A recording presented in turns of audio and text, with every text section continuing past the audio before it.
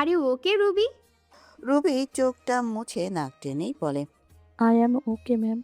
আমাকে সব ডিটেলস পাঠাও, আমি চেক করব। অন্যদিন তো আমাকে বলা লাগে না, তুমি লাঞ্চের পর আমাকে পাঠিয়ে দাও। আজকে কেন বলতে হচ্ছে? আসলে ম্যাম, আজকে লাঞ্চ টাইমে বাসায় আসতে হয়েছে। আপনাকে মেল করেছিলাম, আসার কথাটা হয়তো দেখেননি। মায়া মেল চেক করেই বলে, হঠাৎ? হুম, হঠাৎ মা জানালো আমাকে দেখতে আসবে আজ, তাই দেরি হচ্ছে। তোমার তো বিএফ আছে, তবুও কেন আজ দেখতে আসবে? তার তো খোঁজ নেই ম্যাম, সেই যে বাইরে গেছে। আজ অবধি আমার একটা কল রিসিভ করে না। সে তোমাকে ভালোবাসে তো রুবি। একটা সময় তো খুব ভালোবাসতো, এখন তাকে বুঝে উঠতে পারছি না। তার ব্যাপারে খোঁজ নাও। যদি কখনো তোমাকে চিট করে তাহলে আমাকে জানাবে। I hate cheater. কখনো দুর্বল হবে না। আমি আছি তোমার পাশে। ওই চিটারকে আমি উচিত শিক্ষা দিয়ে দিব। কথা বলার সময় মায়া ওর হাতের কলমটা টেবিলে জোরে চেপে ধরে রাখে। রুবি আলতো হাসে, শুধু পেছন থেকে কারো ডাক শুনেই বলে, মা ডাকছে ম্যাম। আচ্ছা তাহলে রাখছি। আর হ্যাঁ, তোমার স্বাধীনতা তোমার কাছে। কাউকে ভালো না লাগলে মনের বাইরে তাকে বিয়ে করবে না। বলে মায়া কল কেটে দিল। রুবির কাছে তার মা এসে বলে, এ কি অবস্থা? শুধু শাড়ি পরে আছিস কেন? একটু সাজগোজ কর, ছেলেপক্ষ তো চলে এসেছে। বিরক্ত করো না তো মা, তোমার কথা মতো শাড়ি পরেছি, আর কিছু পারবো না। রুবির মা চলে যেতে রুবি আবারও ফোন হাতে নিয়ে কল দেয় তার ভালোবাসার ব্যক্তিকে। আজকে সে কল ধরলো, খুশি হলো রুবি। মুখটা হাসি হাসি করেই বলল। কেমন আছো জান? বিরক্তির সাথে মিহির বলে, এইভাবে বারবার কল করে চালাও কেন? কার জীবনে বুঝে নিতে পারো না আমি ব্যস্ত? অন্যদিন তো এত বিরক্ত করি না, আজকে খুব মনে পড়ছে তোমার কথা। তোমাকে হারানোর ভয় হচ্ছে যে। এইসব মেলোড্রামা বন্ধ করো রুবি। তুমি সে আগের মিহির নেই। তাহলে চালাবে না? বলেই কল কেটে দিল মিহির। রুবি জানালার বাইরে চোখটা রাখলো। একটু পর সন্ধ্যা হবে, সূর্য ধীরে ধীরে সরে যাচ্ছে। সেই সাথে মনটা বিষিয়ে দিচ্ছে রুবির। চোখের পানি ফেলতে থাকে। মডার্ন জেনারেশনের প্রেমের কারণে তাদের মধ্যে অনেকবার অন্তরঙ্গ সম্পর্ক হয়েছে, বিশেষ করে কাজের কারণে বিদেশ যাওয়ার সময়। 4 বছরের প্রেম কিনা এখন অবহেলায় পরিণত। এমন তো করে না মিহির, কতগুলো মাস পর তার পেছনে ঘুরেছে। প্রেম নিবেদন করেছে, রবির মন জয় করতে কি না করেছে তার ঠিক নেই। এখন কেন এমন হলো? লন্ডনের একটি বড় নাইট ক্লাবে ছড়িয়ে ছিটিয়ে আছে অ- অহরণ যুবক যুবতী। সেই ক্লাবের এক কোনায় বসে আছে মিহির ও তার বন্ধুরা। তারা বসে বসে মদের গ্লাস হাতে কয়েক প্যাক নিয়ে সামনে থাকা ছোট্ট পোশাক পরিহিতা যুবতীদের নাচ দেখছে আর এনজয় করছে। ক্লাবে থাকা কিছু শর্ট ড্রেস পরা যুবতী এসে এক একজন যুবকের উপর বসলো। এসে এক একজন যুবতী এসে বসলো। নাম তার মিহিরের কোলেও এক যুবতী এসে বসলো। নাম তার এলাচ। খ্রিস্টান মেয়েটি বর্তমানে মিহিরের প্রেমিকা। প্রেমিকা বললে ভুল হবে, বেড পার্টনার। মিহিরের টাইটা আঙুলে পেঁচিয়ে এলাচ বলল, Do you like this perfume, baby? It's new. Mihir ওর মুখটা এলাচের দিকে এগিয়ে দিল। গা থেকে যেন মিহিরকে বশ করার মতো একটা ঘ্রাণ আসছে। মিহির তার শরীরের ঘ্রাণ শুকে চোখটা বন্ধ করে নেয়। কিছুক্ষণ শুকেই বলে, it's feeling activate baby. Then let's go. বলেই দুজন চলে গেল একটি আলাদা রুমে। সেখানেই দুজনে নোংরা মুহূর্তে সময় কাটাচ্ছে। এদিকে মিহিরের ভালোবাসার অন্য এক নারী কান্না করতে ব্যস্ত। একজনের হৃদয় ঝলসে দিয়ে আর একজনের সাথে সুখের রাজ্যে ভেসেছে মিহির। মায়ের কাছে আসলো এক স্পাইম্যান, যাকে মায়া ভাড়া করেছিল। লোকটি এসে মায়াকে বলে, শারমিন রাজ সর্দার যাকে নিয়ে তদন্ত করতে বলেছিলেন তার বিষয়ে ইনফরমেশন পেয়েছি ম্যাম। বলতে থাকো। আজ থেকে ঠিক 19 বছর আগে তিনি চলে যান লন্ডনে। মামা বাড়ি থেকেই পড়াশোনা করেন তিনি। মামাতো ভাই যে একজন মাফিয়া, নাম আরাফ খান। বেড তিনি আর মন্ত্রী শারমিনা রাজ সর্দার। এনার সমবয়সী একসাথে পড়াশোনা করলেও দুজন দুজনের স্বপ্ন বুনতে থাকে। আরহান খান বীর সব সময় মাফিয়া হতে চেয়েছে, কারণ তার বাবাও একজন মাফিয়া। তাই তিনি তার নানা রাজনীতি ছাড়াও যে ব্যবসা ছিল ওটার সাথে মাফিয়া জগতে পা রাখেন। খোঁজ নিয়ে জানা গেছে শারমিন রাজ সর্দার বিদেশে পাওয়ার ঠিক 4 বছর পর বাংলাদেশে ব্যাক করেন। উনি একা ছিলেন না। ওনার সাথে ছিল না ওনার মামাতো ভাই মানে আরহান খান বীর অ্যান্ড তারা ঢাকাতে ছিলেন না, ছিলেন চট্টগ্রামে। এরপর তাদের কোনো ইনফরমেশন পাওয়া যায়নি। বলা চলে শারমিন রাজ সর্দারের কিছুদিন পরেই চলে যান লন্ডনে, থেকে যান আরহান খান বীর। আমি এগুলো ওনাদের আইডেন্টিটি নিয়ে এয়ারপোর্টে খোঁজ নিয়েছি। পেস হ্যাকিং সিস্টেমে পুরনো কিছু ইনফরমেশন কালেক্ট করেছি। যেহেতু আপনার থেকে কিছু তথ্য নিয়েছিলাম, তাই এগুলো জোগাড় করতে তেমন বেগ পেতে হয়নি। আরহান খান বীর কেন বাংলাদেশ থেকে গেলেন এটা তো আপনি নিজেও জানেন, যেহেতু সে বর্তমান আপনার ভাই। শারমিন রাজ সর্দার কেন চলে গেলেন এটা এখনও জানা যায়নি। খোঁজ নিয়ে তাহলে জানাও। অবশ্যই ম্যাম, তবে আমার মনে হয় এই খোঁজ আপনি বেশি ভালো করে করতে পারবেন। মানে? শারমিন রাজের পাসপোর্ট ভিসা তো ওনার ঘরেই আছে, এগুলো একটু চেক করবেন। আমি তো অনলাইনে পাসপোর্ট থেকে জেনেছি। আর আজকে সকালে তাজের ওখানে গিয়েছিলাম, মাহমুদ সর্দার ওখানে ছিল বেশ কিছু সময় ধরে। বাবা তো তাই ছেলেকে দেখছিল অপলক দৃষ্টিতে। তাজকে দেখে তোমার কি মনে হলো? সে তার সেশনে থাকেন। শারমিন রাজ সর্দার ও মাহমুদ সর্দার প্রতিদিন তাদের দেখতে যায়। খোঁজ নিয়ে জানতে পারলাম তাজ যখন চিনতে পারে বাবা আর ভাই এসেছে তখন গল্প করতে, যখন চিনতে পারে না তখন এড়িয়ে চলে। ওই তাজ সর্দার আবার ব্রেনে আঘাত লাগে জন্মের সময়, একটুতেই মাথা ব্যথা করে, সে কিছুই মনে রাখতে পারে না। এবার তাকে বলে, আমি বাসায় গিয়ে খোঁজ নিচ্ছি। তুমি এটা জানাও তাজকে কখনো ছুটিতে রাখা হয়েছিল কিনা, আর সেই ছুটির ডেট কবে, কতটুকু সময়ের জন্য ছিল। Okay ma'am.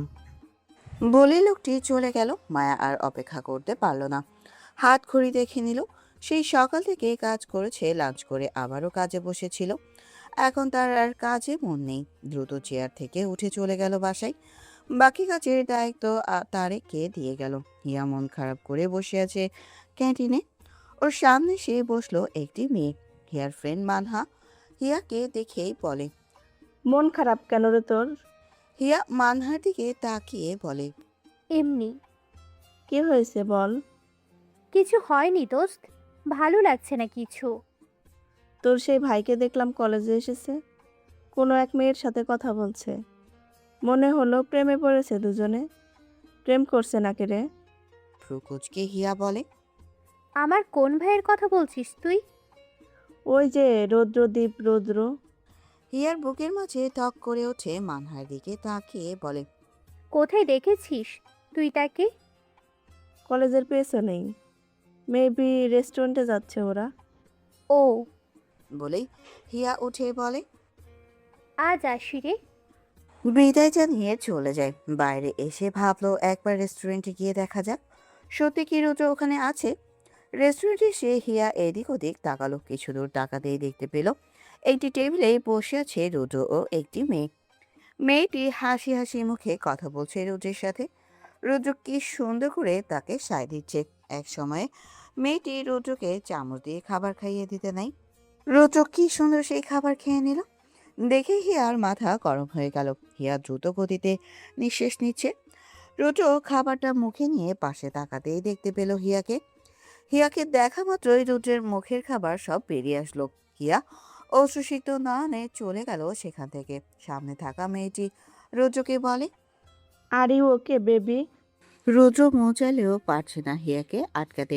এটা রুদ্র জানে এখনই হিয়া কান্না করে দিবে বরাবরের মতো। এবারও তাকে শুনতে হবে নষ্ট পুরুষ। কিন্তু এখান থেকে উঠলে সে পারবে না আসামিকে ধরতে। সামনে থাকা মেয়েটি একটি ক্রাইমের সাথে যুক্ত, যাকে প্রেমের ফাঁদে ফেলে ওই গ্রুপের মেন লিডারকে ধরার জন্যই কলেজে আসা তার। হিয়াকে দেখাবে না বলেই কলেজের পেছন থেকে মেয়েটিকে নিয়ে রেস্টুরেন্টে আসলো। তাও কাজ হলো না। যেখানে বাঘের ভয় সেখানেই সন্ধ্যা হয়। রুদ্র হয়েছে সেই জ্বালা। মনে মনে রুদ্র বলে, এই জ্বালায় কবে না আমি জবটাই ছেড়ে দিই। বাসায় এসে মায়া নিজের ঘরে চলে গেল। রাজের বিভিন্ন ডকুমেন্ট যেখানে আছে ওই জায়গার চাবি মায়ার কাছেও আছে। মায়া কাগজপত্র দেখতে থাকে, দেখতে পেল পুরনো সেই ভিসা যেখানে রাজ কবে দেশে এসেছিল এটা উল্লেখ করা আছে। মায়া ওগুলো দেখেই বলে, এই দিনেই তো আমাকে আর মাকে বাড়ি থেকে তাড়িয়ে দেওয়া হয়। তাহলে মন্ত্রীমশাই এতদিন ছিলেন না, তার মানে আমার ধারণা ঠিক। ওই দিন আমার মন্ত্রীমশাই আমাদের কাছে ছিল না, ও আমাকে বের করে দেয়নি, ওটা ছিল তাজ।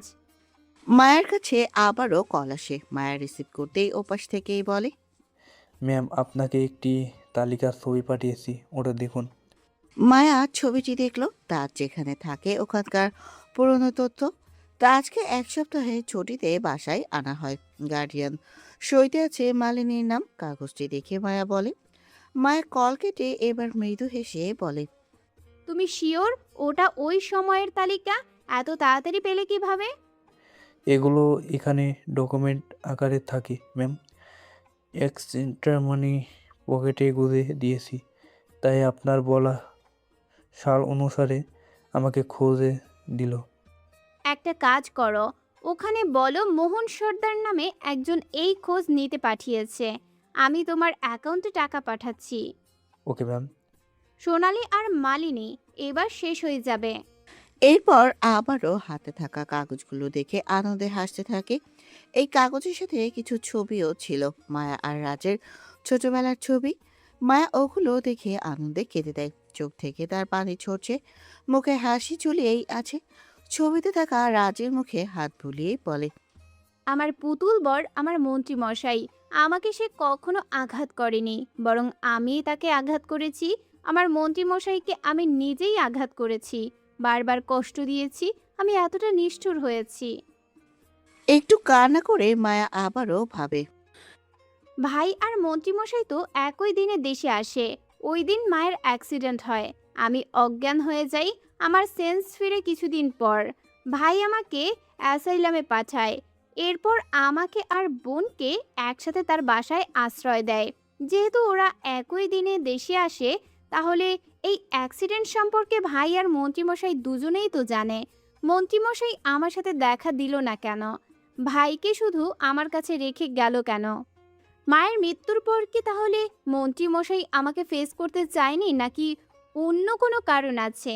আমাকে খোঁজ নিতে হবে সব কিছুর। ভাই আর মন্ত্রীমশাই কি করতে চাইছে আমাকে জানতে হবে। এর আগে আমি আর মন্ত্রীমশাইকে আমার কাছে চাই। আজকে আমি আর আমার মন্ত্রীমশাই একসাথে সময় কাটাবো। ভুল বোঝাবুঝির সমাপ্তি ঘটবে আজ আমাদের। মায়া উঠে দাঁড়াই, চোখের পানি মুছে কল দিল রাজকে। প্রথম কল আসায় কেটে দিল পিয়াস, কারণ ফোন তার কাছেই আছে। ভাইব্রেট হচ্ছে শুধু, না দেখেই কেটে দেয়। পরবর্তীতে আবারও রিং হয়। পিয়াস এবার ফোনের দিকে তাকালো। মায়ের কল দেখে রাজের দিকে তাকালো। রাজ সামনে কিছু কাগজ নিয়ে বাকিদের সাথে কথা বলছে। কৃষিমন্ত্রী হওয়ার কারণে রাজকে চাষিদের বিষয়ে বেশি কথা বলতে হয়। পিয়াস এখন কি করবে বুঝতে পারছে না। গুরুত্বপূর্ণ একটা মিটিংয়ে আছে রাজ। ফসলের বিষয়ে সে মতামত না দিলে এরা এগোতে পারছে না। এদিকে মায়া তাকে কল করেছে, রাজকে বলবে কি বলবে না ভেবে মনে মনেই বলে, এই বেটা যে বউ পাগলা, বলা যায় না ওর বউয়ের কল না ধরার অপরাধে আমাকে গালে চড়াতে পারে। তাই পিয়াস রাজের কানের কাছে মুখ রেখেই বলে, ম্যাম কল করেছেন বস। রাজ হাতে কলম নিয়ে এতক্ষণ কথা বলছিল। পিয়াসের মুখে এহেন কথা শুনে বুঝলো না, তাই মাথা ঘুরিয়েই বলে, কোন ম্যাম? এই সময় মায়া তাকে কল দিবে এটা ভাবা সম্ভব না, তাই এই প্রশ্ন করা তার। পিয়াস ফোনটা দেখিয়ে বলে, আপনার বউ। রাজের হার্টবিট যেন দ্রুত গতিতে চলাচল করছে। পিয়াসা থেকে ফোন নিয়ে কানে নেই। ওপাশ থেকে মায়া কান্না মিশ্রিত কণ্ঠে বলে, মন্ত্রীমশাই। রাত যেন দুনিয়া হারালো। মায়া কান্না করছে। চেয়ারে বসা অবস্থায় আরো শক্ত করে চেয়ার ধরে রেখেই বলে, কি হয়েছে মায়াবতী? মায়া এবার দেয়ালে হেলা দিয়ে চোখটা মুছতে মুছতেই বলে, আজকে আমার বাসায় আসতে পারবে? ওখানে থাকবো আজকে আমরা। রাজ ভ্রুকুটি করে বলে। কেন? মায়া এবার কাপা কাপা ঠোঁটে বলে দিল। আই মিস ইউ মন্ত্রীমশাই, I miss you so much. Raj চোখ বন্ধ করে নেয়, ঠোঁটে প্রাণবন্ত হাসি ফুটিয়ে বলে, আবারও বলো Mayabati. I miss you so much. আপনাকে খুব খুব খুব মিস করছি। আমি আসছি মায়াবতী। বলে রাজ কল কেটে দেয়। মিটিংয়ের সকলের সামনে থেকে চেয়ার পেছনে উঠে দাঁড়ায়। পিয়াস কিছু বলার আগেই রাজ বলে, ফুলের দোকানে চলো পিউ বেবি। অন্য একজন লোক পাশ থেকেই বলে। আজকের মিটিং অনেক গুরুত্বপূর্ণ মিস্টার শাহমির রাজ সর্দার। রাজ টেবিলে 2 হাত ভর দিয়ে লোকটার দিকে চেয়ে বলে, মিটিং যেমন গুরুত্বপূর্ণ, ঠিক তেমন আমার মায়াবতীর ইচ্ছে পূরণ করাটাও আমার জন্য গুরুত্বপূর্ণ। After all, she missed me after a few years later. Sorry everyone, I have to spoil this meeting. রাজ চলে গেল। পেছনে চলে গেল পিয়াস। চেয়ারে বসে থাকা অন্য একজন রাজনৈতিক লোক আলতো হেসে বলে, আমাদের এসআরএস তার বউকে খুব ভালোবাসে। Brave of him, he can manage all site. ফুলের দোকানে সে মায়ের প্রিয় নীল রঙের ফুলের পাশ দিয়ে সাদা গোলাপ দিয়ে সাজিয়ে একটি তোড়া বানালো রাজ। আলাদাভাবে একটি লাল গোলাপ নিল। এগুলো নিয়ে হাস্যোজ্জ্বল মুখে গাড়ির দিকে এগোতে নিলেই দূর থেকে একটা গুলি এসে রাজের বাম হাতের পাশ দিয়ে চলে যায়। বাম হাতের কোণা দিয়ে রক্ত ঝরছে। পিয়াস এতক্ষণ গাড়িতেই ছিল। এমন দৃশ্য দেখে গাড়ি থেকে বেরিয়ে এসে রাজের হাত ধরে। রাজ একটু ঝুঁকে বসে সামনে তাকালো। একজন লোককে দেখলো দৌড়ে যেতে। রাজের বডিগার্ড ওই লোকটাকে তাড়া করেছে। পিয়াস রাজকে নিয়ে গাড়িতে বসালো। ড্রাইভারকে বলে, হাসপাতালে চলো। রাজ বাধা দিয়ে বলে, না, মায়াবতীর বাড়িতে চলো। বস, আপনার হাড় থেকে রক্ত ঝরছে, এটা তো বন্ধ করতে হবে। আমার শখের নারীর মন থেকে দূরে থেকে যে হৃদয় হরণে ভুগছে, ওটা আগে বন্ধ করতে চাই। আমি এই ক্ষত পরে সারাবো। আগে আমার বউয়ের মায়াবী মুখটা দেখে শোকের রাজ্যে পাড়ি দিব। আপনি একজন মন্ত্রী বস, একটু বুদ্ধি খাটান। মন্ত্রী বলে কি বউকে নিয়ে ভাবার সময় রাখতে পারি না? পিয়াস আর কি বলবে, চুপ করে আছে শুধু। ড্রাইভার গাড়ি চালাচ্ছে, মায়া অপেক্ষা করছে তার জন্য। আজকের রাতে দুজনের মনের মিলন হতে চলেছে যে। নিজের বাসায় আজ অনেক দিন পর এসেছে মায়া। ঘরের চারপাশ দেখছে পরখ করে। এর মাঝেই একজন মহিলা এসে বলে, ম্যাম, আপনার কথা মতো ফুলগুলোর পাপড়ি ছাড়ানো হয়ে গেছে। আর এ যে ব্লু শাড়ি, আর এটা। বলার আগেই মায়া ওর হাত উঁচু করে থামিয়ে দেয়। মায়া জানে ওটায় কি আছে, তাই মুচকি হেসেই বলে, ওগুলো কাউচে রেখে দাও। আর হ্যাঁ, টেবিলের ওপরে বড় থেকে ছোট পরপর 3টি ক্যালেন্ডার স্ট্যান্ড রাখো। ওগুলোতে আগুন জ্বালিয়ে তুমি চলে যাও। মায়ের কথা মতো মহিলাটি তাই করলো। যাওয়ার সময় মহিলাটি পা থামিয়ে মায়ের দিকে একবার চাইলো। মায়া ভ্রু কুঁচকেই বলল, কিছু বলবে? বলছিলাম একটা বেলি ফুলের গাছরা মাথায় লাগালে ভালো হতো না? না মানে আজকাল অবশ্য সেই প্রেম নেই, তবে মেয়েদের সাজের সাথে যদি বেলি ফুলের সুবাস ছড়িয়ে পড়ে তাহলে নাকি স্বামীর ভালোবাসা আরও গভীর হয়, তাই বললাম। আমি যদি বেলি ফুলের গাছটা মাথায় দেই তাহলে স্বামীর ভালোবাসা গভীরভাবে পাবো? মহিলা কোনো কথা না বলে মায়ের দিকে তাকিয়ে আছে। একেবারে ভালোবাসা পাবে এটা শিওর হয়ে বলা কি আদৌ যায়? এটা তো নারীর ভাগ্যের ব্যাপার। মায়া মৃদু হেসেই বলে, গাছরা পাবে কোথায় এত রাতে? আমি তো দুটো বড় বড় বেলি গাছ লাগিয়েছি, ছাদেই আছে। রাতে ফুটেছিল কতগুলো, সকালে পানি দিতে গিয়ে নিয়েছিলাম। যদিও জানতাম না কাজে লাগবে, তাও এনেছি। নিজের জন্যই, শখের বশে আনা আর কি। তাহলে নিয়ে আসো। মহিলাটি বেলি ফুল দিয়ে কাঁচরা বানালো। নিজের হাতে শুয়ের মাঝে সুতো দিয়ে ফুলগুলো ঢুকিয়ে দিল। মায়া তাকিয়ে তাকিয়ে দেখছে। মহিলাটি এবার মায়ের দিকে তাকিয়ে বলে, শাড়িটা পরে আসো, আমি সাজিয়ে দেব তোমাকে। আচ্ছা, তাহলে আমি যাচ্ছি। মায়া চলে গেল বাথরুমে। মায়ের কাছে থাকা মহিলাটি ভাবছে তার বৈবাহিক জীবনের কথা। তার খুব পছন্দের ফুল এই বেলি। বিয়ের পর স্বামী প্রায় ছুটি দিনগুলোতে এই কাজটা নিয়ে সাজতে বলতো। কত ঘুরে বেড়াতো তারা। অল্প আয়ের সংসার যেন হাঁচি হাঁচি পায়ে পায়ে খুব সুন্দর যেত। এক ছেলে ও এক মেয়ে হলো। তারা বড় হওয়ার আগে স্বামী চলে গেল আল্লাহর কাছে। একা হয়ে গেল মহিলাটি। ছেলের যে কিছুই নেই তাও না, একজন সার্ভেন্ট হয়েও ছেলেকে সরকারি স্কুল কলেজে পড়িয়ে মধ্যবিত্ত পর্যায়ে রেখেছে। নিজের যোগ্যতায় ছেলে তার চাকরি করছে, বউ বাচ্চা নিয়ে কত সুখে আছে। এদিকে যে ছেলেটার জন্য বিয়ে করেনি সেই ছেলে বউ পেয়ে তাকে ভুলে গেল। মেয়েটার বিয়ে হয়েছে, সাথে নাতনি হয়েছে, কয়েক মাস হলো। মেয়েটা টুকটাক দেখলেও তা আড়ালেই রাখে। স্বামীর ভয়ে সবকিছু দিতে পারে না, তবুও যেন মহিলাটির খাওয়া দাওয়ার বা থাকার অভাব নেই। মায়ের কাছে তো সে বেশ আলিশান জীবন কাটিয়ে দিচ্ছে। এত কিছু পেলেও নিজের স্বামী আর সন্তানের সাথে থাকার সুখ যেন তাকে খুব জানে। পুরনো স্মৃতি ভাবতেই চোখ দুটো জ্বলে উঠল তার। ভিজে আসলো চোখ। মায়া ওয়াশরুমের দরজা খুললো। শব্দে হুঁশ ফিরতেই মায়ের দিকে তাকালো। মায়াকে দেখে চোখের পানি মুছে হালকা হাসলো। স্লিভলেস ব্লাউজ আর নেটের শাড়ি গাঢ় নীল হওয়ার কারণে ধবধবে ফর্সা মায়ের গায়ে যেন বেশ আকর্ষণীয় লাগছে। মায়ের চুলগুলো ছোট হওয়ায় দুপাশে চুল নিলে মায়াকে আরো বেশি সুন্দর লাগে। অতিরিক্ত ছোট না, ওই কাঁধের একটু নিচে পিঠ বরাবর ইউ করে কাটা। মহিলাটি এবার দাঁড়িয়ে মায়াকেই বলে, আসো, আমি আজ তোমাকে সুন্দর করে সাজিয়ে দেই। মায়া তার সামনে গেল। মায়াকে বসিয়ে দিয়ে মায়ের চোখে চিকন করে কাজল দিয়ে দিল, ঠোঁটে গাঢ় গোলাপি লিপস্টিক দিয়ে দিল। মায়ের চুলগুলো নিচ দিয়ে একটু কোকড়া করে দেয়। মায়ের মুখের দিকে তাকিয়ে বলে, তোমাকে আজ আর গহনা পরতে হবে না, এমনিতেও তোমার এই সাজাই মায়াবী লাগছে। মায়ের সম্মতি জানালো। খোপা না করে কাঁচরা চুলের দুই প্রান্তে কিলিপ দিয়ে লাগিয়ে দিল। এবার মায়াকে দেখে নিয়ে বলে, বিছানাটা নিচের মতো করে সাজাও, খাবারগুলো ঢেকে রাখা আছে, গরম আছে আর হটপটে রেখেছি, তাই চিন্তার কিছু নেই। এবার আমি আসি। মহিলাটি চলে গেলেই মায়া আয়নার সামনে দাঁড়ালো। নিজেকে দেখে নিয়ে মুখে আনন্দের হাসি ফুটিয়ে তুলল।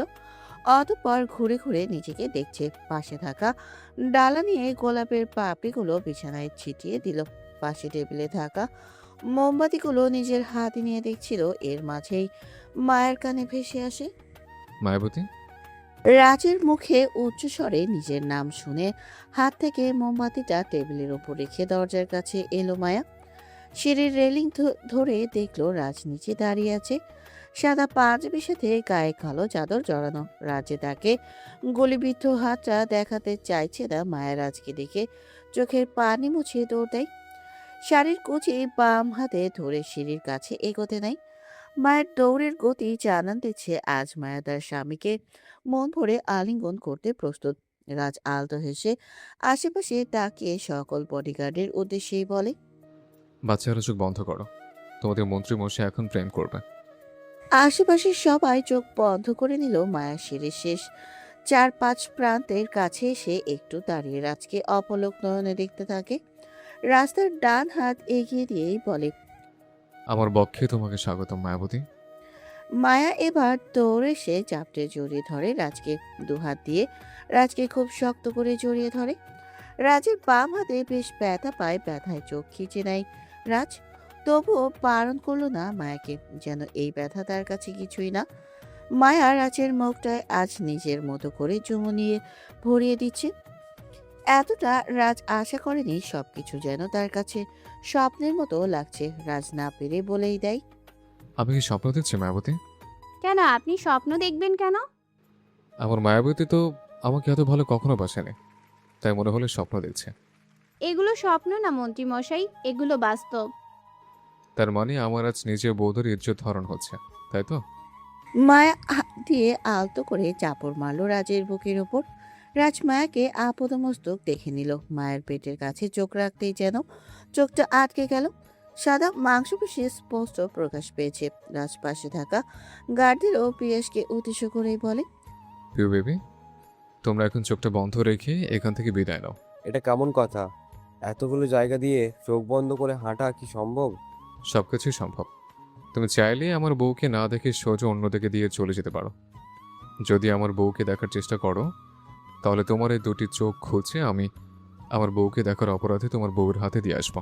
একটা কাজ করলেই তো হয় বস, আপনার বউকে নিয়ে ঘরে চলে যান, এরপর আমরা চোখ খুলে বাইরে চলে যাই। আইডিয়াটা মন্দ বড়নি।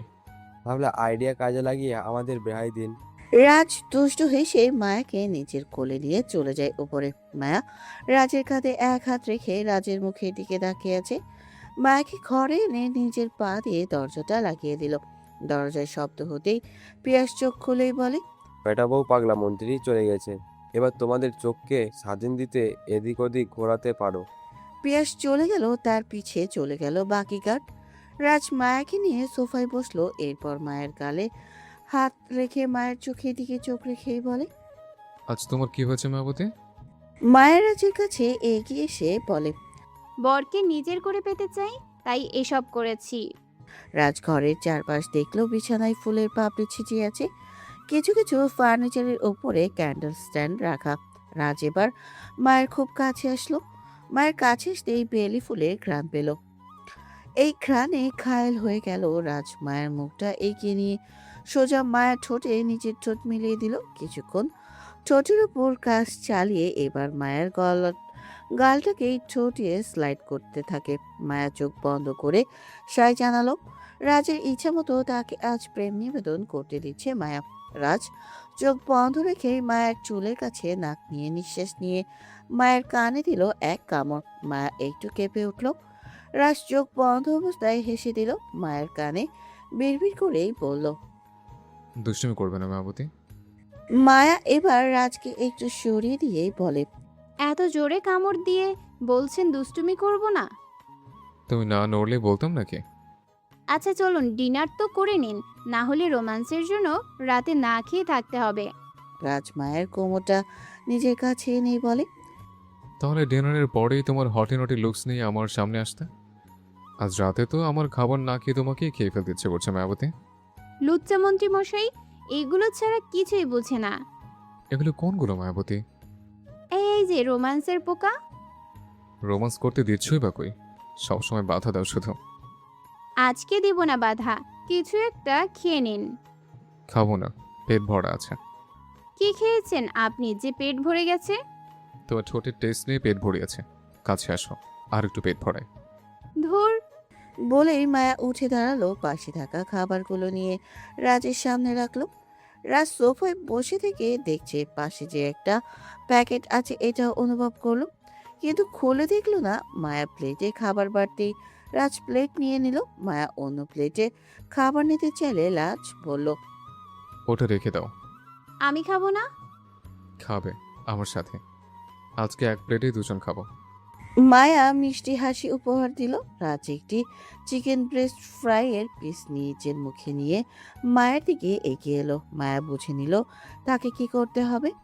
ফ্রাইয়ের শেষ দিকে সেও কিছু বাইর দিতে থাকে। একসাথে দুজনে ফ্রাইটা বাইর দিয়ে একেবারে দুজনের ঠোঁট আবারও একত্রিত করে নিল। একটু ছোঁয়া লাগার সাথে সাথে মায়া সরে এসে চামচে করে রাইস নিয়ে রাজের দিকে ইঙ্গিত করে। রাজ খাবারটুকু মুখে নিয়ে মায়াকেও চামচের সাহায্যে খাইয়ে দেয়। দুজনে খাওয়া শেষ করে পানি পান করতে রাজ এবার উঠে দাঁড়ায়। বিছানার দিকে তাকিয়ে মায়ের দিকে ঘুরে বলে, do you want to spend special time with me? Maya soft music চালিয়ে রাজের কাছে এসে রাজের গলায় দু হাত রাখলো। তারপর রাজের নাকে নিজের নাক ঘষেই বলে, আই নিড মোর স্পেশাল। রাজ এবার ঠোঁট কামড়ে হেসে মায়ের কোমর ধরে নিজের বুক বরাবর টেনে আনে। তারপর মায়ের গালে ছোট্ট একটি চুমু দিয়ে বলে, দেন লেটস গো ওয়াইফ। মায়া রাজের কাঁধে হাত রাখে আর রাজ মায়ের কোমরে। এদিকে বাজতে থাকে ইংলিশ গান। সেই গানের তালে দুজনে নাচতে থাকে। নাচের তালে রাজ মায়ের ঠোঁট আবারও নিজের ঠোঁটের আয়ত্তে করে নেয়। একসময় মায়া কন্ট্রোলেস হয়ে গেল। দিক বিদিক হারিয়ে রাজের সঙ্গে সঙ্গ দিল। হঠাৎই রাজের গা থেকে চাদর সরিয়ে নেয়। চাদরটা সরতেই মায়ের নজরে গেল রাজের সাদা পাঞ্জাবিতে রক্তের দাগ। মায়া এইটা দেখে রাজের থেকে সরে যায়। রাজের বাম হাতের ক্ষত স্থানে হাত রেখেই বলে, এখানে কি হয়েছে মন্ত্রী মশাই? গুলি লেগেছিল। আমাকে আগে বলেননি কেন? আমার রোম্যান্স স্পয়েল হয়েছে তো। শাট আপ মন্ত্রী মশাই, শুধু রোম্যান্স রোম্যান্স করেন। আপনার হাতের ক্ষতটা দেখেছেন? আমাকে দেখতে দিন তো। রাজ এবার চ শব্দ করে বলে, সামান্য বাইরের ক্ষতটা দেখছো কেন মায়াবতী? এতগুলো বছর ধরে মনের গহীনে জমে থাকা ক্ষতটুকু একটু দেখো। হাতের ক্ষত তো সেরে যাবে, কিন্তু মনের গহীনের ক্ষতটা ছাড়ছে না যে। মায়া রাজের ঠোঁটে আলতো করে ঠোঁট ছুঁয়ে বলে। সব ক্ষত সারবে মন্ত্রীমশাই, একটু দাঁড়ান। মায়া মেডিসিন বক্স নিয়ে রাজের কাছে আসে, রাজকে পাঞ্জাবের দিকে ইশারা করে বলে। এটা খুলুন।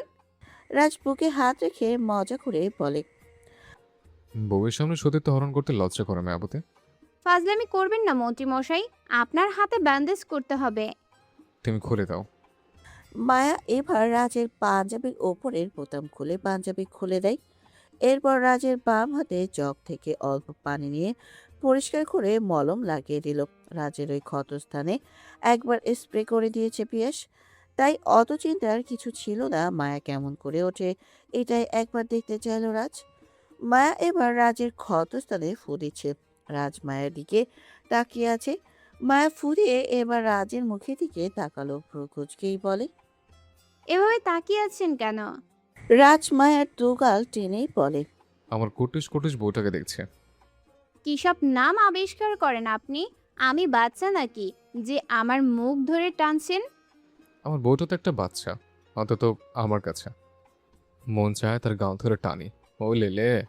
মায়ের আঁচের হাতটা সরিয়ে দিল, মুখটা বিড়ালের মতো করে রাগ দেখালো। এবার রাজ মায়াকে সোফায় হেলিয়ে দিয়ে মায়ের গলায় মুখ জুবিয়ে দিল। কিছুক্ষণ পর নিজে থেকেই উঠে দাঁড়ালো। মায়া কিছু বুঝতে না পেরেই বলে, কি হলো? না, ব্যাপারটা ভালো লাগছে না। কেন? রাজ মায়ের হাতটা নিয়ে দাঁড় করিয়ে বলে, I want something different. Like? Bathroom বিলাস। ইস, ছি না। কে শোনে কার কথা। রাজ মায়াকে কোলে নিয়ে বলে, আজ বাথরুম বিলাস করবো রে। বলেই মায়াকে নিয়ে চলে গেল বাথরুমে। মায়াকে বাথটাবে ফেলে দিয়ে ওখানে লাফ দিল রাজ। মায়ের উপরে ঝুঁকে মায়ের কানের কাছে মুখ নিয়ে বলে, let's go for romance wife. আপনার ক্ষত? কুল্লি মারি ক্ষত। শুরু করো রোম্যান্স। কাছে আসো মায়াবতী। বলেই রাজ শুরু করে দিল। আজ পূরণ হতে চলল মায়া রাজের বাথরুম বিলাস। রাজের ইচ্ছাকে স্বেচ্ছায় সমর্থন করে নিচ্ছে মায়া। অফিসের কাজ শেষ করে বাসায় ফিরল বীর। এসেই যারার ঘরের কাছে যায়। যারা একটা ব্ল্যাক নাইট ড্রেস পরে আছে, বিছানার উপর হয়ে দুপা উঁচু করে নাড়াচ্ছে আর ফোনে মনস্থির রেখেছে। অন্যদিকে ফিরে দরজার কাছে এসে যারাকে দেখছে বীর। যারা ইংলিশ মুভি দেখছে, একটা সময় মুভি দেখে সিন চলে আসে, সেখানে নায়কটা নায়িকাকে অনেক হার্ড করে সব কিছু করে। একটু বেশি ওপেন রোমান্স ছিল। হেডফোন না থাকায় সাউন্ড শুনতে পাচ্ছে বীর নিজেও। যারা এগুলো দেখে যাচ্ছে, এদিকে বীর একবার ফোনের সিন দেখছে তো একবার যারার দিকে তাকাচ্ছে। বীরের মন মস্তিষ্ক এবার যেন বিঘ্ন ঘটে, বাজে নজর তৈরি হতে থাকে তার। তবুও নিজেকে সংযত করে ঘরের ভিতরে এসে যারা থেকে ফোন নিয়ে নিল। আচমকা ফোন হাত থেকে সরে যাওয়ায় পাশ ফিরে তাকালো যারা। বীরকে দেখে চুপ করে উঠে বসলো, মুখটা শুকনো করেই বলে, মুভিটা দেখতে দিলে না কেন? এগুলো বাজে সিন, এসব দেখতে হয় নাকি? তাহলে কি দেখবো শুনি? ওই জি বাংলা স্টার জলসায় কিভাবে স্বামী স্ত্রীর সংসার সুন্দরভাবে ভেঙে দিতে হয়। এই না, এগুলো তো আরো বিশ্রী কাজ। যারা এবার হেসে দিয়ে বীরের হাত থেকে ফোন নিয়েই বলে, আমার কাছে মুভিটা বেশ লাগছিল, এভাবে ফোনটা না নিলেই পারতে। আমার সাথে দেখবে এগুলো? হুম। একদমই না, এখানে adult scene. I don't adult জানেমান। যারা এবার চুপ করে বীরকে দেখছে। বীর যারার উপরে উঠে যারা দুই দিকে হাত ভর দিয়ে ঝুঁকে পড়ে। যারা একটু ঘাবড়ে গেল, তুতলিয়েই বলে ওঠে, কি করতে চাইছো এখন তুমি? যা করতে চাইছিস তা কি মুখে বলে দিলেই হবে? একটু করে দেখিয়ে দিই। না না, দূরে যাও, দূর থেকে বসে কথা বলো। বীর গেল না দূরে, বরং যারার কানের লড়িতে ঠোঁট ছুঁয়ে শব্দ করে চুমো দিল। তারপর যারা ঠোঁটের দিকে চোখ রেখে বলে, do you like dark romance? No. Then why are you looking at time? যারা কিছু না বলে বীরকে সরিয়ে দিল। একবার কল্পনা করলো এই মুভির মতো যদি বীর তাকে টর্চার করে রোমান্স করে, সে তো আর বেঁচেই থাকবে না। অন্তত যারা তো এত হার্ড না। ভাবতেই গা শিউরে ওঠে যারা। এগুলো দেখতেই আকর্ষণীয়, নিজের সাথে ঘটাতে না আনমনে বলেই দেয়। যতই এসব রোমান্স দেখি না কেন, বাস্তবে তো আমি এগুলো জীবনেও সইতে পারবো না। বীর হাসতে হাসতে শুয়ে পড়ল বিছানায়। যারা বিরক্ত হলেও যখন বীরের মুখের দিকে তাকালো তখন সে চেয়েই রইল। বীরের এই হাসি খুশি মুখটা দেখতে তার ভালোই লাগে। বিশেষ করে রাগী গম্ভীর ব্যক্তিটির মুখে হাসি দেখার ভালো লাগাটাই যেন ভিন্ন কিছু। যারা মনে মনেই বলে, কে বলবে এই লোকটা এভাবে রোমান্টিক কথাও বলতে জানে? যে লোক কিনা অন্যদের সাথে কথা বলার আগেই বন্দুক দিয়ে উপরে পাঠিয়ে দেয়, সেই লোক একমাত্র আমার কাছেই তার ভালোবাসা প্রকাশ করে। আমি হয়তো সব থেকে ভাগ্যবতী এক নারী, যে এক মাফিয়ার গভীর ভালোবাসা পেয়েছে। আজকে মায়া রাজ মিলে বাথরুম বিলাস শেষ করলো। রাস্তার কাজ শেষ করে হ্যান্ড শাওয়ার নিয়ে মায়া ও তাকে পরিষ্কার করে নিল। এরপর বাজার থেকে উঠে মায়াকে একটি তোয়ালে দিয়ে দিল। মায়া তোয়ালে নিয়েই বলে, কাউচের কোনায় দেখবেন একটা প্যাকেট আছে, ওটা আমাকে দিয়ে যান। রাজ গায়ে তোয়ালে পেঁচিয়ে বাইরে গেল। ড্রেসিং টেবিলের সামনে এসে চেয়ারের উপরে দেখলো একটি প্যাকেট। ওটা হাতে নিয়ে ভেতরে থাকা জিনিসটি দেখতে থাকলো। ডার্ক ব্লু নাইট ড্রেস, যেটা দেখে রাজ ঠোঁট কামড়ে বলে, অলরেডি বাথরুম বিলাস করেছে, এখন কি নাইট ড্রেসে মায়াবতী আমার হটেনটি সেজে মেরে ফেলতে চায়? রাজ মায়ের কাছে নাইট ড্রেস এগিয়ে দিয়েই বলে, রেডি ফর গেম মায়াবতী। মা এবার রাজের মুখে টাওয়াল ছুঁড়ে মারলো। রাজ ওটা নিয়ে চলে গেল ঘরে। মায়া আয়নায় নিজেকে দেখে নিল। বেলি ফুলের পাপড়িগুলো সব বাথটাবের পাশে ছড়িয়ে ছিটিয়ে আছে। মায়া এবার ওগুলো দেখেই বলে, এই লোকটা তো একটু বেশি গভীর ভালোবাসা দিয়েছে। মায়া নাইট ড্রেস পরে বাইরে আসতেই দেখলো রাজ এখনো তোয়ালে পেঁচানো অবস্থায় আছে। মায়া ভ্রুকুটি করে বিছানায় বসে অলিভ অয়েল হাতে পায়ে মাখতে মাখতেই বলে, চেঞ্জ করুন, ঘুমাবেন না? হুম হুম কেন, রাত জাগার প্ল্যান আছে নাকি? হুম এত রাত জাগা ভালো না মন্ত্রী মশাই, শরীরের জন্য ক্ষতিকর। রাজ মায়ের গা ঘেঁষে স্লো ভয়েসে বলে, বউয়ের সাথে রাত জায়গাটা ক্ষতিকর না মায়াবতী, এখন একটু আদর দাও। সব আদর একদিনে পেলে বাকি দিনগুলো কি করবেন? বাকি দিনগুলোতে আদরে ভরিয়ে দেবো। বলেই মায়াকে আর কোনো কথা বলতে না দিয়ে তেলের বোতল নিচে ছুঁড়ে ফেলে দেয়। মায়ের গলার কাছ থেকে জোরে কামড় দিয়ে মায়ের চোখ খিচেই বলে, মারবেন নাকি আমাকে? আদরে আদরে আজকে মেরে ফেলবো মায়াবতী। বলেই মায়াকে নিয়ে কম্বলের ভিতর ঢুকে গেল। সকালবেলা হিয়া উপন্যাসের বই নিয়ে বসে আছে ব্যালকনিতে। উপন্যাসের পাতার একবার চোখ তো একবার চোখটা ইশারায় পেছন করছে। এক পলক মনের গহীনে লুকায়িত পুরুষের দেখা নিয়ে পড়তে থাকে নতুন এক প্রেম কাহিনী। বেশ দূর থেকেই জিম করছে আর ঘামছে রুদ্র। এই ঠান্ডায় কিনা ঘামছে এটা মানা যায়। ডাম্বেল দিয়ে জিম করতে গিয়ে শরীরে যে শক্তি প্রয়োগ করতে হয় তার ফলে এই ঘাম। রুদ্র না পেরে গায়ের শার্ট খুলে নিচে ফেলে। এইটা দেখে হিয়া হা হয়ে চশমা চোখে তাকিয়ে থাকলো। রুদ্র আবারও ডাম্বেল করতে থাকলো। এর মাঝেই আপনা আপনি চোখটা ব্যালকনিতে গেল। হিয়াকে এভাবে তাকিয়ে থাকতে দেখে রুদ্র একবার নিচের দিকে তাকালো। সিক্স প্যাক বডি, মাংস ফুলে ফুপে আছে, দেখতে যেন টাইগার শ্রফ। হিয়াকে এভাবে তাকিয়ে থাকতে দেখে রুদ্র এবার দুষ্টু এসে হিয়ার দিকে তাকিয়ে চোখ টিপ দিল। হিয়ার শখ কেনে ফিরল, কিছু না বলেই চলে গেল ভেতরে। আয়নায় নিজেকে দেখে আবার জানালার দিকে একবার উকি দিয়ে রুদ্রকে দেখে মুখ ভেঙচি কেটেই বলে, নষ্ট পুরুষ। মায়ের ঘুম ভেঙেছে কিছুক্ষণ হলো। রাজ এখনো বেঘরে ঘুমিয়ে আছে। রাজের কালটা খুঁটিয়ে খুঁটিয়ে দেখছে মায়া। জানালার সাথে বিছানা থাকায় শুয়ে থেকে হাত দিয়ে পর্দা সরিয়ে দিল মায়া। পর্দা সরতেই কাচের জানালা দিয়ে আলো ঢুকলো ভেতরে। কিছু আলো এসে বিরক্তি করলো রাজকে। চোখটা পিটপিট করছে রাজ। মায়া এটা দেখে হেসে দিয়ে বলে, আপনি নাকি মন্ত্রী, মন্ত্রীর মাঝেও কিনা বাচ্চা বাচ্চা ভাব দেখা যায়। রাজ মুচকি হেসে ঘুমের মাঝে মায়ের নগ্ন গলায় নিচটায় না খসে। মায়া এবার রাজের পিঠে আলতো চাপড় দিয়ে বলে, এবার উঠুন মন্ত্রী মশাই, বাসায় যেতে হবে তো, এরপর আবার অফিস আছে। আজকে আমার কোনো মিটিং নেই, এছাড়া আজকে কোনো কাজ নেই। মন্ত্রী আর কি বসে বসে খাওয়া, কিন্তু আমাকে তো কাজ করতে হবে। কোম্পানিতে আমি না গেলে তো কাজ আগাবে না। রাজ চোখটা ছোট ছোট করে মায়ের দিকে তাকিয়ে উস্কো খুস্কো চুলগুলো ঝাড়ি মেরেই বলে, মন্ত্রী বুঝে কোনো কাজ নেই? কি কাজ শুনি? জনগণের সেবা করা মন্ত্রীর প্রধান কাজ। বউ বউ করতে থাকলে জনগণের সেবা করবেন কখন শুনি? কৃষিমন্ত্রী হিসেবে আমাকে একটাই সেবা করতে হবে, খাদ্য বিষয়ে নিরাপত্তা জাহির করা। তারপর আমি অনেক কিছু সামলিয়েছি, এখন বেরোতে চাই। কেন? বউকে প্রাণ ভরে আদর করতে হবে, তাই। হয়েছে তো, অনেক তো প্রাণ ভরালেন, এবার চলুন ব্রেকফাস্ট করতে হবে। আরেকটু থাকে মায়াবতী। এভাবে আলসেমি করবেন না মন্ত্রী মশাই। রাজ একটু কম্বল সরালো, গরম থেকে শীতের আভাস পেতেই আবারও কম্বল জড়িয়ে বলে, অনেক শীত।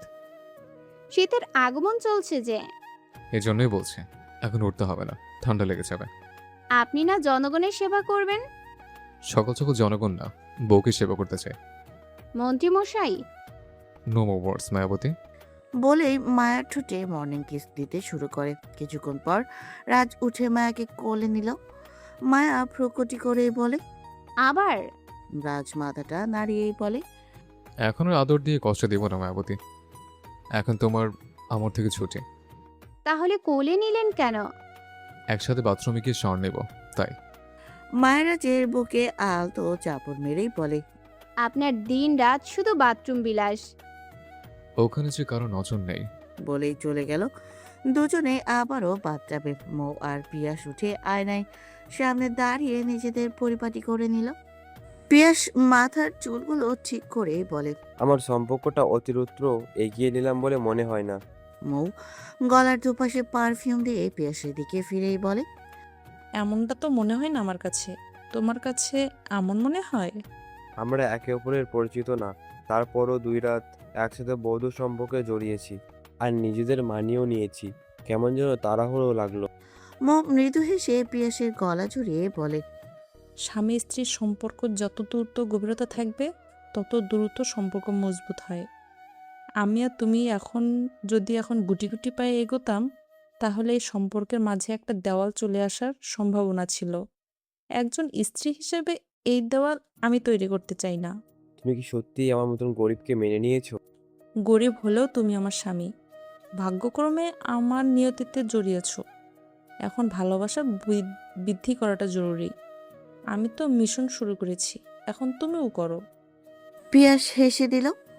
মৌয়ের মুখের দিকে তাকিয়ে বলে, তোমাকে মন্ত্রী শালী না, একদম বোন মনে হয়। দুজনে লাগাম ছাড়া আর ভালোবাসার উদ্যায়নের মতো। এই ভালোবাসাটা দেখাই বলেই তো তুমি আমার সাথে নির্দ্বিধায় সংসার করছো জনাব। বলে মৌ টুক করে পিয়াসের কপালে চুমু দিল। পিয়াস মুচকি সে সাহসের সাথে একবার মৌয়ের ঠোঁটটা নিজের আয়ত্তে করে নিল। কিছুক্ষণ পর ছেড়ে দিতে মৌ আনন্দের হাসি হেসেই বলে, ইউ নো হট, আমি একমাত্র আমার স্বামীর থেকে ভালোবাসা নিব বলে এতদিন সিঙ্গেল ছিলাম। এই ভালোবাসা, এই যত্ন, সব কিছু আমি আমার স্বামীর থেকে চাই। তুমি আমাকে এভাবে প্রতিদিন ভালোবাসবে আর আমি তোমাকে আমার হাতে সুস্বাদু খাবার রান্না করে খাওয়াবো তোমাকে, সাথে সেবা ফ্রি। দুজনেই হেসে দিল। পিয়াস মৌকে আলিঙ্গন করে মনে মনে ভাবছে, গরিবের কপালটা এভাবে আপনি আপনি খুলবে, এটা ভাবনার বাইরে ছিল। মায়া আর রাজ চলে এসেছে। সবাই ডাইনিং টেবিলে বসে আছে। মাহমুদ সর্দার রাজের দিকে তাকিয়ে বলে, কাল যেহেতু তোমার হয়ে আমি সব কিছু ম্যানেজ করেছি। তুমি যেগুলো ফোনে পাঠিয়েছিলে সেগুলো সবাইকে বুঝিয়ে দিয়েছি। ভেরি গুড বাবা। তোমার হাতে কে গুলি ছুড়লো জানতে পারলে কিছু? রৌদ্র ইনভেস্ট করছে, তবে আমার মনে হয় বিরোধী দলে কেউ করেছে। আমাদের গোপন শত্রু এখনো আমার ব্যাপারে এতটা হাইপার হওয়ার সময় হয়নি। কবে কাজে লাগবে তাকে? দেশে আগে আসুক তো আমার। থাক, আর বলতে হবে না, আসলে আমাদের মিশন শুরু। মায়া প্রকুচকে বলে, কি নিয়ে ফিসফিস চলছে এখানে? তোমাকে নি। মাহমুদ সর্দার বলতে নিয়ে রাজ হাত ধরে থামিয়ে দিল। রাজ না আটকালে হয়তো মনের ভুলে বলে দিত সবকিছু। রাজ এবার মাহমুদ সর্দারের দিকে তাকিয়ে বলে, পেট পাতলা বাবা আমার। তোমার বাবা হয় আমি। তো তোমার পেট পাতলা স্বভাব থাকলে আমি কি বলবো, তোমার পেট মোটা? আপনারা আবারও বের করছেন? মাহমুদ সর্দার গলা খাকারি দিয়েই বলে, এক অপদার্থ ভুলে ডাউনলোড করেছিলাম আমার বউ। তার মাসুল গুনছি বিড়বিড় করে। মালিনী এসে মাহমুদ সর্দারের পাশেই বসলো। এক এক করে সবাই আসলো। সিয়া আর হিয়া পাশাপাশি বসে সবাইকে উদ্দেশ্য করেই বলে, গুড মর্নিং এভরিওয়ান। সবাই উত্তর দিল। মাহমুদ সর্দার তার বাচ্চাদের উদ্দেশ্যেই বলেন, আজকে তোমাদের কোথাও যেতে হবে না, আজকে মার্কেট করতে হবে হও। মিলি সিঁড়ি দিয়ে নামতে নামতে এই কথা শুনেই বলে, আমাদের শপিংয়ের জন্য তুমি নিয়ে যাবে বড় বাবা? আমি তো ব্যস্ত থাকবো মা। এভাবে টুকটাক শপিং তো আমরা বোনেরা প্রায়ই করি, একটু ফ্যামিলি মিলে একসাথে শপিং করা হয় না? মিলির মন খারাপ দেখে মাহমুদ সর্দারের মনটা খারাপ হয়ে গেল। এমনিতেও মেয়েটার ওপর দিয়ে অনেক কিছুই যাবে, যেটা ভাবলে মন চায় তার ভাই আর ভাইয়ের বউকে আর একটু সুযোগ দিতে, কিন্তু একজনের জন্য বাকিদের জীবন ধ্বংস করা যায় না। তাই তো তিনি না চাইতেও ভাইয়ের বউয়ের বিরুদ্ধে স্টেপ নিতে সবাইকে সহযোগিতা করছেন। মাহমুদ সর্দারের চাহনি রাজ ধরে ফেলল। বাবা বলে কথা, বাবার মুখের দিকে তাকিয়ে একবার মিলির দিকেই তাকালো। বোনের ভবিষ্যতের কথা ভাবলে চোখটা জ্বলে উঠল। ভিজে আসার আগে নিজেকে সামলে রাজ বলে, আজকে সবাই মিলে শপিং করব। আজ আমাদের সবার ছুটি। মিলি খুশিতে নিচে নামলো। সিয়া আর হিয়া হাততালি দিল। মায়া বলে, মিস্টার আদ্র আর রুদ্রকেও রেডি থাকতে বলো তোমরা, আমি একটু অফিসে যাব। কালকে আমার কিছু কাজ অর্ধেক করেই চলে আসতে হয়। সবাই সম্মতি দেয়। তারেক বাড়ির ভেতরে ঢুকলো। মায়া তারেককে দেখেই বলে, সকালে নাস্তা করেছো? জি ম্যাম। সোফায় বসো, আমি খেয়ে একসাথে বের হব। মিলে একটা প্লেট নিয়ে তাতে অল্প কিছু খাবার বেড়ে সোফার দিকে গেল, যেটা দেখে এতক্ষণ ধরে চুপ করে থাকা মোহন সর্দার ও বাকিরা অবাক চাহনি দিল। মিলে তারেককে উদ্দেশ্য করেই বলে, এই নাও নাস্তা করো। তারেক এক পলক সবাইকে পরখ করলো, কিছুটা ইতস্তত হয়ে বলে, লাগবে না ম্যাম। মিলি তবুও প্লেট এগিয়ে দিয়েই বলে, এটা আমাদের ভদ্রতা, আমরা মেহমান আপ্যায়ন করি। তারেক প্লেট নিল। মোহন সর্দার ভ্রু কুঁচকেই বলে, কখনো তো আমাদের বাকি মেহমানদের আপ্যায়ন করতে দেখলাম না, তোমায় হঠাৎ ওকেই আপ্যায়ন করতে হলো কেন? মিলি পেছনে ঘুরে বলে, ওগুলো ট্রেনিং চলছে, বাবা তুমি বুঝবে না। রাজ মাহমুদ সর্দারের কারের কাছে সে বিড়বিড় করেই বলে, বাড়িতে হয়তো আরেকটা বিয়ের সানাই বাজবে। বিয়ের সানাই নাকি অমাবস্যার ঘুটঘুটে অন্ধকারে, এটাই তো বুঝতে পারছি না। এমন কেন মনে হলো? আমার যে ভাই সে তো আর তোমার বউয়ের মতো না যে একজন অ্যাসিস্ট্যান্টের সাথে মেয়ে বিয়ে মানবে। ভুলেছে ওরা দুজনেই কিন্তু একই বাবার সন্তান। একই বাবার সন্তান হলেও দুজন অভিভাবক আলাদা। মোকে মায়া দেখে, মিলিকে দেখে মোহন। এছাড়া মৌ যে মোহনের বায়োলজিক্যাল মেয়ে, এটা তো মোহন জানেই না, তাই আপত্তি করার প্রশ্ন আসে না। এমনিতেই আপত্তি করতে পারবে না বাবা, তোমার বৌমা আছে না, বোনের জন্য এমন স্টেপ নেবে যে আমার বউয়ের অগ্নি দৃষ্টি দেখি আমার শ্বশুর পরপরে বাড়ি জমাবে। মাহমুদ সর্দার মৃদু হাসলেন। মায়া আর তারেক খাবার শেষ করে সবার উদ্দেশ্যেই বলে, আমি এখন আসি, তোমরা মলে গিয়ে আমাকে কল দিও। আচ্ছা ভাবি। মায়া মৃদু হেসে চলে গেল। বাইরে বের হয়ে হাঁটতে হাঁটতে মায়া প্রশ্ন করলো, মিলিকে তোমার কেমন লাগে? কেন ম্যাম? এমনি জিজ্ঞাসা করছি। কোনো ভালো লাগা বা খারাপ লাগা চিন্তা করছি না তাকে নিয়ে। ওকে, মন্ত্রীমশাইকে কে গুলি করেছিল জানতে পেরেছো? হ্যাঁ, ওই যে কয়দিন আগে একটা লোকের সাথে ঝামেলা হলো, পরে তো তাকে জেলে পাঠানো হয়েছিল। তার ছেলে এগুলো করেছে। বাবাকে ছাড়ানোর জন্য মন্ত্রীমশাইয়ের জীবন নিয়ে টানাটানি। ব্যাপারটা তো এমনই। ছেলেটাকে আমার সিক্রেট রুমে নিয়ে আসবে। কিন্তু ম্যাম, স্যার তো তাকে অলরেডি নিচের গোডাউন নিয়ে গেছেন। মায়া গাড়ির জানালা খুলেছিল। তারেকের মুখে এমন কথা শুনে হাত থামিয়ে তারেকের দিকে তাকালো। তারেক ভিতর চাহনি দিল। মায়া ভিলেনি হাসি দিয়েই বলে, চলো অফিসের দিকে।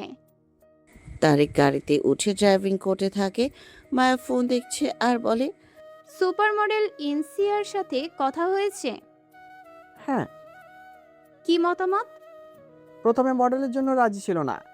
মোহন সর্দার তাকে বাকি 50,000 দিয়ে একটা শ্যুটের জন্য হায়ার করেছে। পরে আমি বললাম ডাবল দেওয়া হবে অনলি ড্রেস প্রমোটের জন্য। উনি রাজি হলেন। মোহন সর্দারের অ্যাপয়েন্টমেন্ট ক্যান্সেল করেছে কি? না ম্যাম, আপনি আপাতত ক্যান্সেল করতে না করেছি। মায়া জানালা দিয়ে বাইরের দৃশ্য দেখছে আর ভিলেনি হাসি হেসেই বলে, নিশানা তাহলে সঠিকভাবে পৌঁছে যাচ্ছে। নিজের রুমে সে মায়ার টেবিলে বসে ডিজাইন দেখতে ব্যস্ত। মৌ যেখানে অংশগ্রহণ করেছে ওখানে মায়াও যাবে। মায়াকে প্রথমে জাজ হিসেবে অফার করা হলেও মায়া রাজি হয়নি। মায়া চায় তার মতো তার বোন নিজ যোগ্যতায় বড় হবে। মৌকে নিজের মাধ্যমে মেধা অর্জন করতে হবে, তবেই না নিজের জীবনের মূল্য বুঝবে। এই জগতের কোট কাচালি থেকে নিজেকে দূরে রাখতে পারবে। নিজের মতো করে বেঁচে থাকতে পারার শান্তি আলাদা, এটা মায়া খুব ভালো করে উপলব্ধি করে।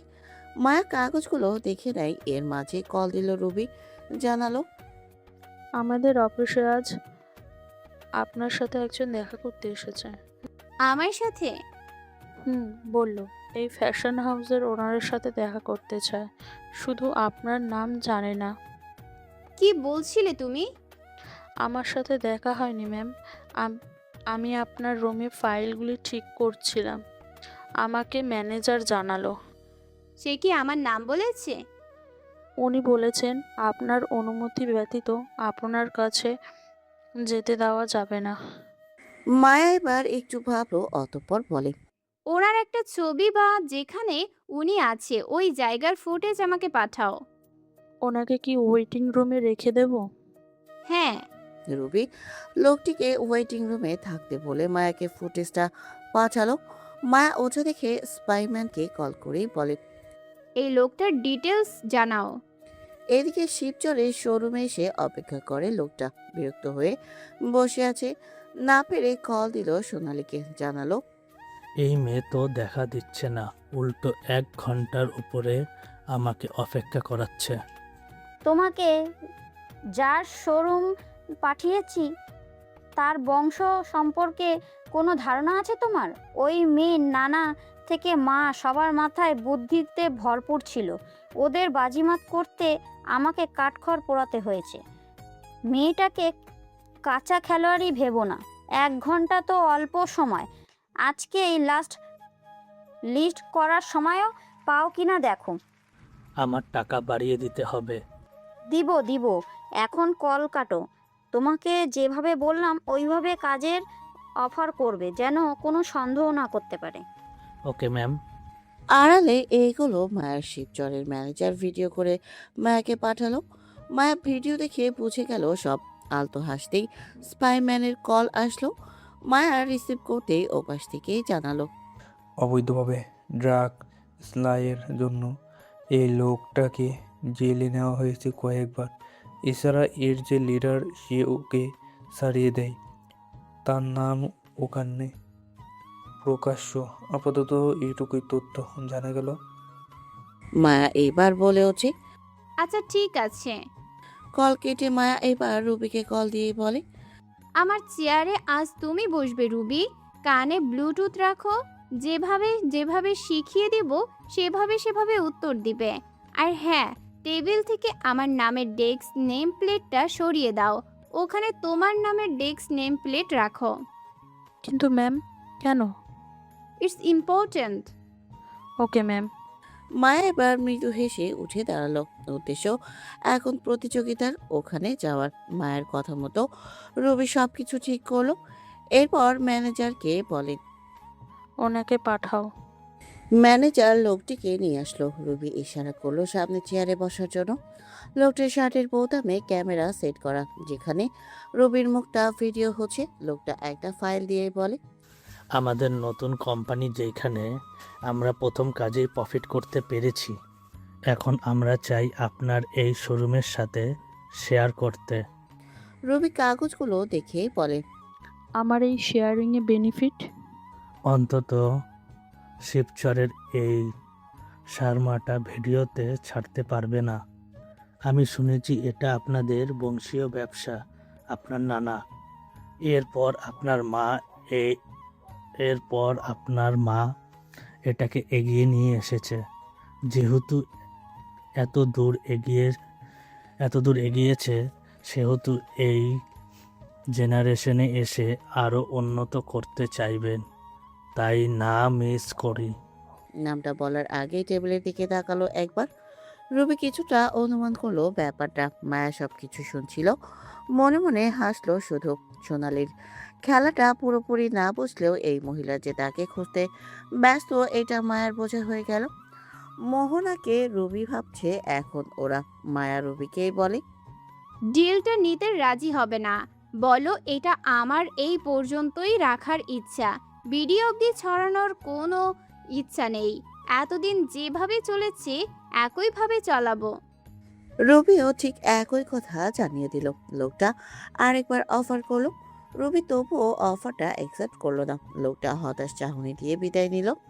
মায়া গাড়িতে বসে আছে। লোকটা যেতেই রুবি বলে, আমাদের এই ফ্যাক্টরির হাত ধরেই তো বাকি দুটো শোরুম হয়েছে ম্যাম। ইনফ্যাক্ট এখানকার গার্মেন্টস থেকেই তো মায়া ফ্যাশন হাউসের কাপড় সিলেক্ট হয়। তাহলে ইনি কেন বলল যে শিবচরের শোরুমটা বিডিতে ছড়াবে? আমাদের শিবচরের শোরুমের নাম আমার মায়ের নামে, আর আমার বাকি শোরুমের নাম আমার নামে। যেহেতু উনি কাগজপত্র ঘাটেনি, অবশ্যই ভিতরের তথ্য জানা সম্ভব না। ও, তোমার ব্যাপারে জানাও, বাসার কি খবর? পরিবারের সবার পছন্দ। আমি বলেছি পরে জানাবো। আচ্ছা, এরপর কি কি হয় আমাকে জানাবে। আর হ্যাঁ, সাবধানে থাকবে।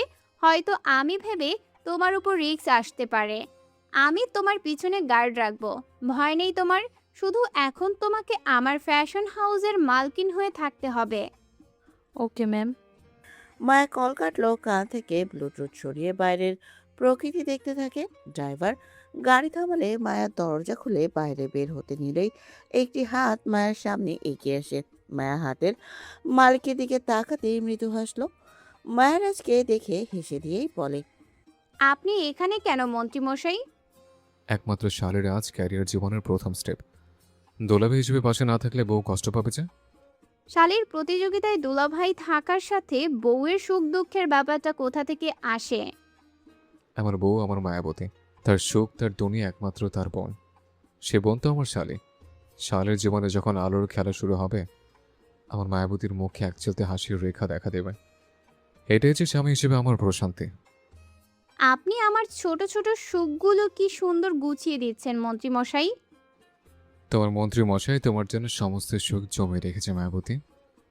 আমি আপনার মায়াবতী, সাথে আমি নিজেকে ভাগ্যবতী মনে করি। এমন স্বামী সকল নারীর নসিবে থাকলে নারীরা আজ সুখে জীবন কাটাতো। মায়াবতীর মুখে নিজের জন্য ভাগ্যবতীর জন্য বক্ষস্থল জুড়িয়ে গেল। মায়া হেসে দিয়ে রাজের হাতে হাত মিলিয়ে চলে গেল ভিতরে। মায়া সিটে বসতে দিবে, দেখতে পেল দুইটা সিট বাদে বাকিগুলোতে সর্দার বাড়ির অনেকেই আছে। সিয়া হিয়া মিলে মাহমুদ সর্দার এদেরকে দেখে মায়া হেসে দিল। মায়া ওদেরকে উদ্দেশ্য করেই বলে, তোমরা না শপিং মলে যাবে? ওখানে বিকালেও যাওয়া যাবে ভাবি। আর অব্র ভাইয়ের হাসপাতালে কাজ আছে। অব্র ভাই কি একটা কারণে বাইরে, তাই আমরা এখন থেকে বের হয়ে লঞ্চ করে শপিংয়ে যাব। মিলির কথা শেষে মায়া বসতে নিবে পেছনে। চোখ যেতেই যাকে দেখলো তাকে দেখেই চোখটা বড় হয়ে গেল। বীর বসে আছে, সাথে বসে আছে যারা। বীরকে কেউই লক্ষ্য করেনি এতক্ষণ। মায়া বীরকে দেখেই বলে, ভাইয়া তুমি এখানে কখন এলে? বীর আলতো হেসে বলে, এসেছি 5 কি 10 মিনিট হবে। বোনের একটা বিশেষ দিন, আমি আসবো না? আমাকে তো জানালে না। সারপ্রাইজ দিতে চেয়েছিলাম, যদিও এখন না, একেবারে প্রতিযোগিতার ফলাফল পাওয়ার পর। মাহমুদ সর্দার একবার পেছনে ঘুরে তাকালেন। বীর সালাম দিয়েই বলে, আসসালামু আলাইকুম ফুফা। ওয়া আলাইকুম আসসালাম। বলেই বীর করেই বলেন, সারপ্রাইজ দিতে নাগিন আনার কি দরকার ছিল? এবার তো 20-এর ফোনা তুলবেন এই নাগিন। যারা একবার বীরের দিকে তাকিয়ে রাজকে উদ্দেশ্য করেই বলে, হাই রাজ বেবি, কেমন আছো তুমি? রাজ একবার মায়ার দিকে আর চোখে তাকিয়ে বিড়বিড় করেই বলে। 12টা বাজিয়ে দিল বুঝে? এবার যারার দিকে তাকিয়ে বলে। আমি ভালো আছি, তুমি কেমন আছো জারা বেব? মায়া চোখ গরম করে ওর সিটে বসেছিল। রাজ বসতেই মায়া ওর হিল দিয়ে রাজের পায়ের ওপর চাপ দিল। রাজ ব্যথা পেল, সহ্য করে নিল। যারা এবার বীরের দিকে লক্ষ্য করলো, বেচারা ফসে উঠেছে। যারা এবার আর একটু জ্বালিয়ে দিল বীরকে। রাজের দিকে তাকিয়েই বলে। I miss you so much Raj baby. হবু বরকে পাশে রেখে আমাকে কেন দিচ্ছ বাস জারা বেব? মায়া রাজের দিকে রক্তিম দৃষ্টি দিয়ে আছে। মাহমুদ সর্দার এতদিন পর রাজের অবস্থা দেখে তৃপ্তির হাসি দিলেন। বিড়বিড় করেই বলেন। সাপে নেউলে এক জায়গায় এবার বোঝো ঠেলা। বীরজালার ডান হাত শক্ত করে ধরে নিজের কাছে এনে বলেন। খুব শখ না অন্য পুরুষকে বেবি বলে ডাকা? Are you jealous handsome? Shut up and get paper for tonight.